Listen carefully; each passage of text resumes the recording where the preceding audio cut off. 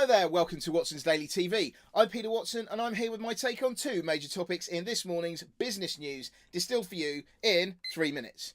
This is a cut down version of my weekday newsletter, Watson's Daily, in which I usually comment on a number of companies and themes. Can I beat the buzzer? Today I'm going to talk about the three-way Saudi Arabian stitch-up and Bitcoin's latest step towards legitimacy.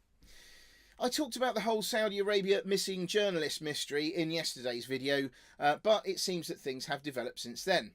Trump has moved from threatening big sanctions to floating the theory that rogue operators were responsible for the Saudi dissident journalist's death.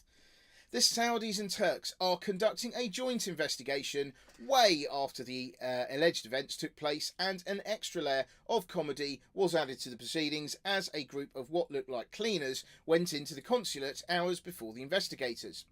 Admittedly, that may just be coincidence, but the fact remains that all this investigation is happening rather slowly given the gravity of the allegations.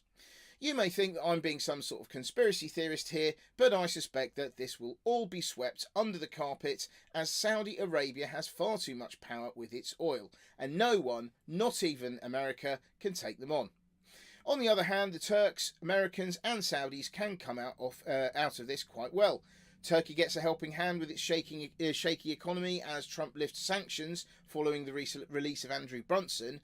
Saudi Arabia will, in effect, owe Turkey for not releasing the damning footage that they claim reveals everything, and Saudi Arabia goes back to business as usual.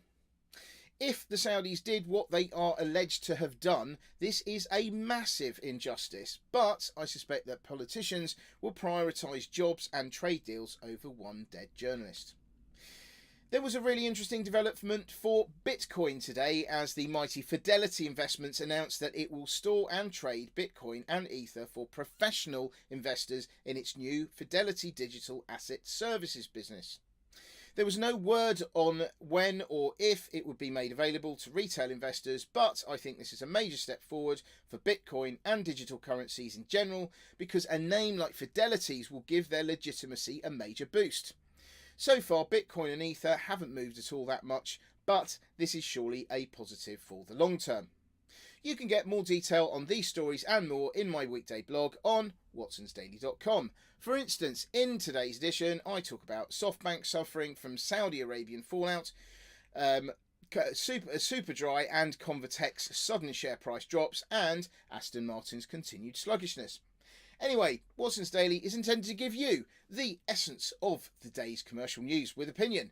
You can read the whole thing in anything between 1 and 7 minutes, so please go to watsonsdaily.com to find out more if you're interested.